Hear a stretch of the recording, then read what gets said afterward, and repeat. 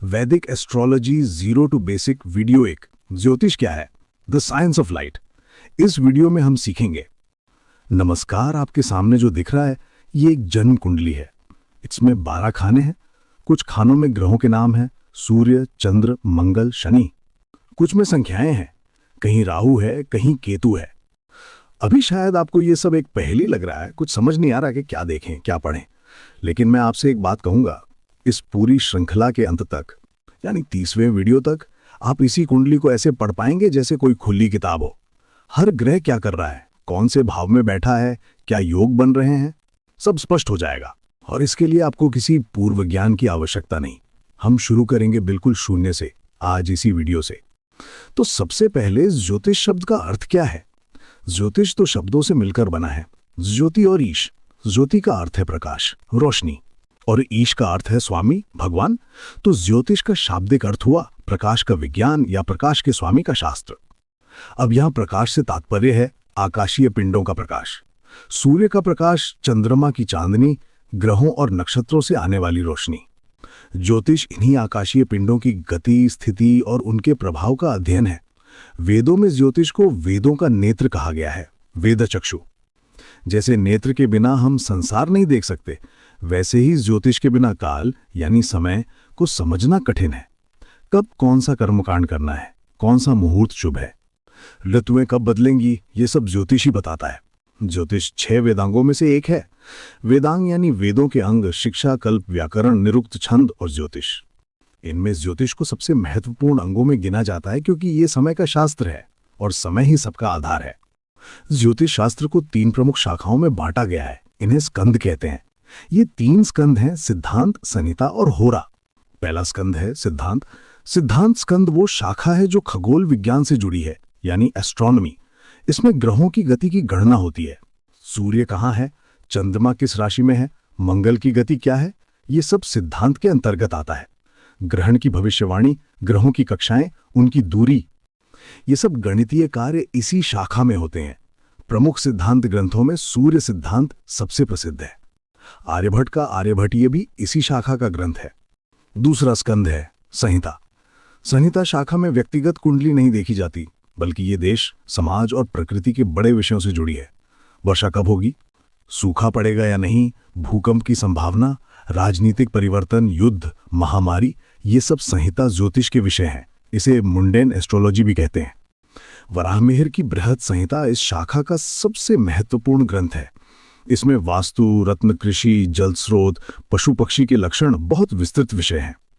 तीसरा और सबसे प्रचलित स्कंद है होरा। होरा वो शाखा है जिसमें किसी व्यक्ति की जन्म कुंडली का विश्लेषण किया जाता है। आपका जन्म कब हुआ, कहाँ हुआ, उस समय ग्रह कहाँ थे, इसके आधार पर आपके जीवन के विभिन्न पहलुओं का अध्ययन होता है। एक रोचक बात, होरा शब्द कैसे बना। अहोरात्रि शब्द से, जिसका अर्थ है दिन और रात, अहोरात्रि। इसमें से पहला अक्षर अ और अंतिम अक्षर त्रि हटा दें तो बचता है होरा, यानी होरा का अर्थ है दिन रात का चक्र, समय का विज्ञान।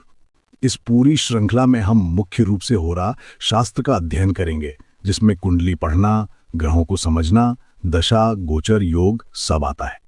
ज्योतिष का इतिहास अत्यंत प्राचीन है। ये भारतीय सभ्यता की सबसे पुरानी विद्याओं में से एक है। सबसे प्राचीन उल्लेख हमें वेदों में मिलता है। ऋग्वेद में नक्षत्रों का वर्णन है, सूर्य चंद्र की गति का उल्लेख है। यजुर्वेद और अथर्ववेद में भी ज्योतिष संबंधी श्लोक मिलते हैं। इसके बाद आता है वेदांग ज्योतिष, जो आचार्य लग द्वारा रचित माना जाता है। ये ज्योतिष का सबसे प्राचीन उपलब्ध ग्रंथ है। इसमें मुख्य रूप से काल गणना है, यज्ञ और कर्मकांड के लिए शुभ समय निर्धारित करने की विधि। फिर आते हैं महर्षि पराशर, जो वेद व्यास के पिता थे। उनका ग्रंथ बृहद पराशर होरा शास्त्र, जिसे संक्षेप में BPHS कहते हैं, ये फलित ज्योतिष का आधार ग्रंथ है। जो कुछ भी हम आज कुंडली पढ़ने में सीखते हैं, राशि, भाव, ग्रह, दशा, योग, इसका अधिकांश भाग पराशर होरा शास्त्र से आता है। ये ग्रंथ इतना मूलभूत है कि इसे ज्योतिष की गीता कहा जा सकता है। इसके अलावा महर्षि जैमिनी का जैमिनी सूत्र है, जो ज्योतिष की एक भिन्न पद्धति प्रस्तुत करता है, जिसमें राशि दृष्टि और चर दशा जैसी अनूठी अवधारणाएं हैं। महर्षि भृगु का भृगु संहिता एक अद्भुत ग्रंथ है। कहा जाता है कि इसमें लाखों कुंडलियों का पूर्व लिखित विश्लेषण है। और फिर आते हैं वराहमिहिर, जो लगभग 6ठी शताब्दी ईस्वी में हुए। उन्होंने बृहद जातक लिखा, जो जन्म कुंडली विश्लेषण का उत्कृष्ट ग्रंथ है, और बृहद संहिता, जो संहिता ज्योतिष का सबसे व्यापक ग्रंथ है। वराहमिहिर को ज्योतिष के सबसे महान विद्वानों में गिना जाता है। बाद के काल में मंत्रेश्वर का फलदीपिका, कल्याण वर्मा का सारावली और वैद्यनाथ का जातक पारिजात, ये सब महत्वपूर्ण ग्रंथ आए जिन्होंने ज्योतिष शास्त्र को और समृद्ध किया। अब एक बहुत जरूरी बात, आज के समय में ज्योतिष को लेकर दो अतिवादी दृष्टिकोण मिलते हैं। एक वर्ग है जो ज्योतिष को पूरी तरह अंधविश्वास मानता है, और दूसरा वर्ग है जो हर बात को ग्रहों से जोड़ देता है बिना किसी गणना या तर्क के। दोनों गलत हैं। वास्तविक ज्योतिष एक गणना आधारित प्रणाली है। इसमें ग्रहों की सटीक स्थिति निकाली जाती है, डिग्री, मिनट, सेकंड में। ये गणित है।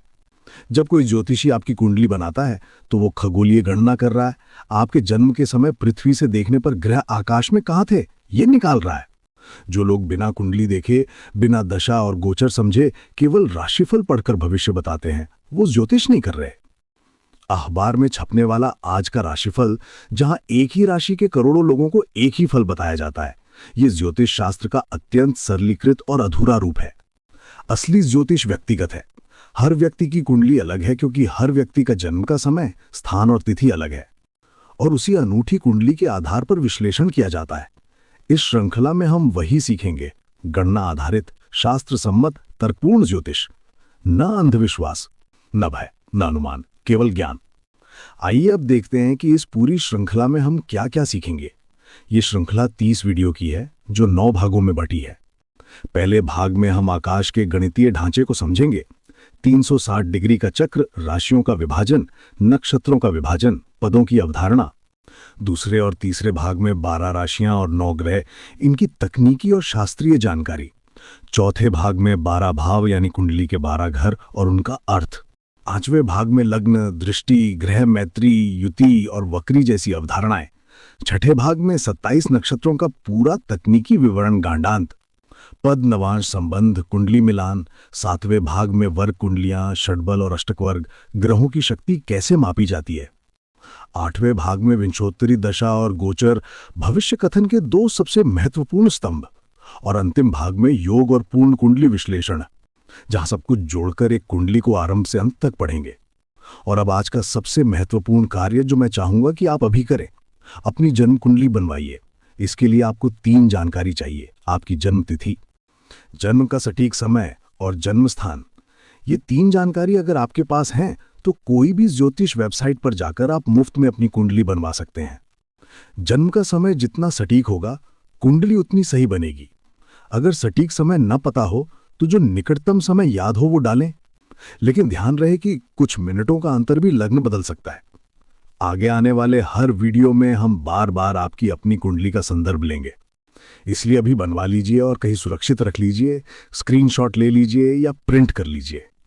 अगले वीडियो में हम समझेंगे कि ये 360 डिग्री का चक्र क्या है, जो पूरे ज्योतिष शास्त्र की नींव है। तो अगले वीडियो में मिलते हैं।